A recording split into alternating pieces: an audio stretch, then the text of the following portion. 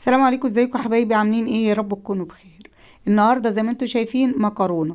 عندي نص كيلو من المكرونه المقصوصه ونص كيلو من المكرونه الاسباجيتي. في ميه بتغلي كده على النار فيها معلقه زيت، واسيب المكرونه بتاعتي دي تتسلق كده زي ما انتم شايفين.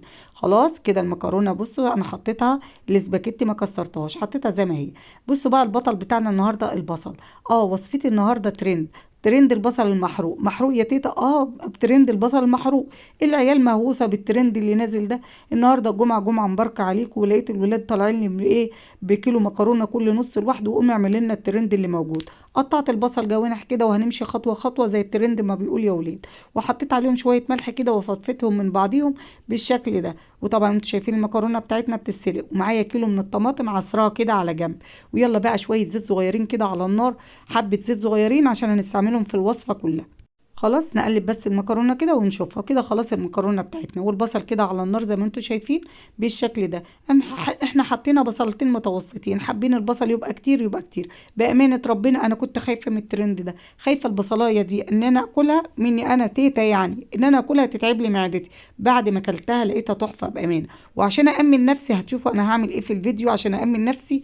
خايف ان الترند ده يطلع وحش. انا برضو بجرب، لسه اول مره بعملها معاكم. البصلايه كده ادت اللون الذهبي، اروح شايله شويه على جنب كده عشان بقى ايه ازوق بيهم الطبق في الاخر. اعرف الناس اللي هتاكل ان ده فيها بصل، وده هم ما عملوهاش، انا اللي حبيت ان انا اعملها من عندي. خلاص البصلايه كده عملت اللون الذهبي، هاخد بقى شويه كده على جنب. وهم بقى قالوا البصله تبقى محروقه. انا مش هحرقها برضو، هخليها توصل معاكم للون اللي انتوا هتشوفوه.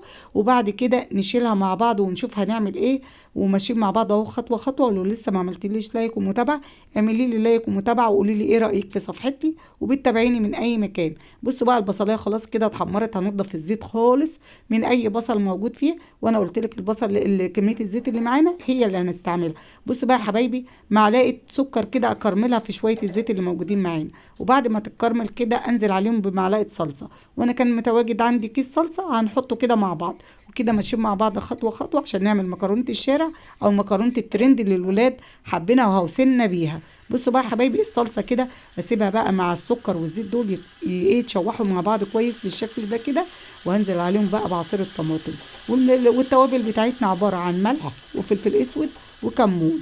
وكده بس كده التوابل بتاعتي. وبقول لكم بقى عشان اضمن نفسي، انا هسيب بقى الطماطم بتاعتي دي تتسبك شويه، واروح شايله منهم حبه كده مع المكرونه مسلوقه على جنب. لما اشيل بقى شويه كده قبل ما تتطعم بالبصل، عشان ايه اضمن نفسي لو هي وحشه اروح بقى واكلين حبه المكرونه التانية، عشان ما تخسريش المكرونه كلها، او ما تخسريش الصلصه كلها. ايه رايكم بقى؟ انا لما ببقى بعمل وصفه بحب ايه أأمن نفسي، يعني لا تطلع وحشه لما تكون وصفه جديده، ودي وصفه جديده عليا. فرمت كده بقى الايه البصل كده بايديا، ونزلت على الصلصه بعد ما اتسبكت بالشكل ده. والحبه اللي ركناهم. بس عايزه اقول لك كل الوصفه كناها بالبصل المحروق ده. بصوا بقى يا حبايبي اتسبكت كده. واروح بقى واخده وحاطه فوق ايه الطبق بتاع مكرونه الشارع ده. وطلعت تحفه بامانه ربنا، تحفه. الترند ده يعني بامانه حلو. بصوا بقى يا حبايبي هتشوفوا بقى شكلها واحنا بنقلبها كده مع بعض. التاتش بقى بتاع تيتا حبه بصل كده وردي كده، عشان ابين ان الطبق ده معمول بالبصل، او المكرونه دي معموله بالبصل. وكده وصفتي. وكده بقى تعالوا ايه نقلبها مع بعض ونشوف ترند الشارع ده طالع عامل ازاي. ولو عجبكم ما تنسونيش بلايك ومتابعه، والسلام عليكم ورحمه الله.